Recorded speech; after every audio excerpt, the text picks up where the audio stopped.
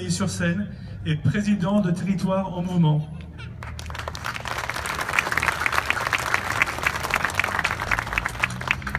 Merci à vous d'abord d'être présent et de passer un moment cet après-midi à militer, à réagir, à refuser la résignation ou ce fatalisme qui est tellement tentant dans la société dans laquelle on est aujourd'hui. Il est tellement plus facile de se dire ça ne nous regarde pas, ça nous échappe, c'est pas notre sujet, d'autres le feront à notre place, et puis sous un beau rayon de soleil d'occuper son samedi après-midi à vaquer à d'autres occupations plutôt que d'écouter des réactions sur ce drame des chrétiens d'Orient. Merci à Xavier Lemoine d'être à l'initiative de cette rencontre. Alors, dans quel état d'esprit on est ensemble cet après-midi? Et c'est probablement une question que je me posais en arrivant en voiture de Neuilly. Je me suis dit, mais finalement, quel est le vrai état d'esprit dans lequel tu es en venant à cette rencontre? Est-ce que tu as envie de réagir? Est-ce que tu as envie de t'indigner? Est-ce que tu as envie de secouer, de bousculer? Est-ce que tu as envie de pleurer? Et finalement, je me suis dit, est-ce que tu n'as pas envie aussi de sourire? Est-ce que tu n'as pas envie plutôt d'être heureux? De voir que finalement, ces drames, cette barbarie, elle donne l'occasion d'afficher sur nos mairies un geste d'espérance.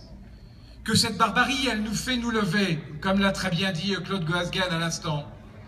Que cette barbarie, elle nous fait nous rencontrer pour dire, mais nous n'avons pas le droit de rester isolés, de rester dans nos coins. Elle nous rassemble et elle nous dit, mais le sujet, ce beau sujet, ce grand sujet qui est celui des racines chrétiennes, mais des racines culturelles que nos civilisations ont su, au travers des générations ancrées dans des territoires du monde entier, est-ce que finalement, de temps en temps, avoir à combattre, avoir à se rassembler, avoir à réagir, avoir à s'enthousiasmer pour des combats ne mérite pas ce sourire, ne mérite pas cet enthousiasme? Alors c'est difficile à dire, d'être enthousiaste et de sourire aujourd'hui quand des populations sont massacrées. Mais en même temps, est-ce que les générations à venir, est-ce que nos enfants ont envie de voir des visages tristes, indignés, fatalistes? Ils ont envie de voir chez nous tous, adultes, responsables associatifs, politiques, religieux, elles ont envie de voir des visages d'espérance. Nous croyons en quelque chose, pas forcément la même chose. Nous croyons aux religions dans lesquelles nous sommes engagés, toutes les religions, mais l'humanité en général est tendue et ne peut fonctionner que si elle est tendue vers l'espérance. Alors, une chose est de le dire, une chose est bien entendu de se mettre en mouvement.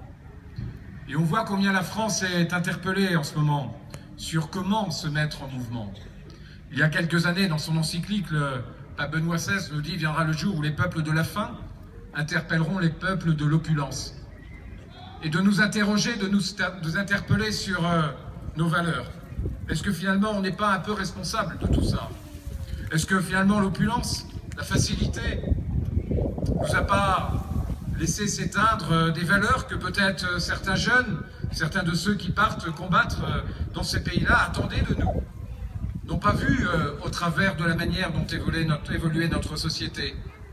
Est-ce que c'est pas ces valeurs aujourd'hui qui ont aussi, dans l'abandon de la part de certains d'entre nous, les résultats que l'on voit prospérer au Moyen-Orient et au Proche-Orient?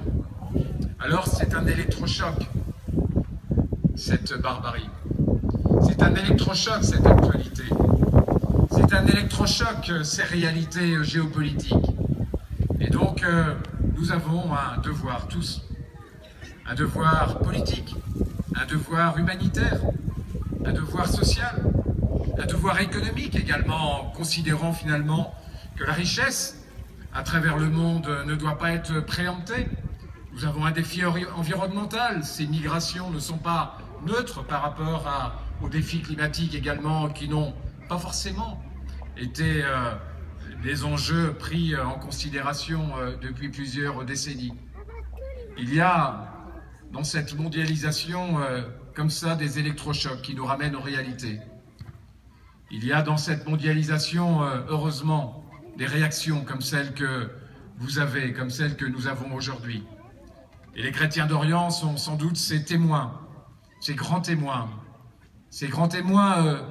devant l'histoire, qui aujourd'hui sont le signal dont peut-être on avait besoin pour nous rappeler le sens de nos engagements, pour nous rappeler nos valeurs, pour nous rappeler nos combats, pour nous rappeler notre tolérance, pour nous rappeler notre sens de l'écoute, mais pour nous rappeler avant tout le sens d'être ensemble pour porter des grandes causes et le sens de l'effort, le sens peut-être de la remise en cause dans certains cas, en tous les cas le sens de l'espérance, celle qui nous met en mouvement dans des combats comme celui-là. Merci de votre attention.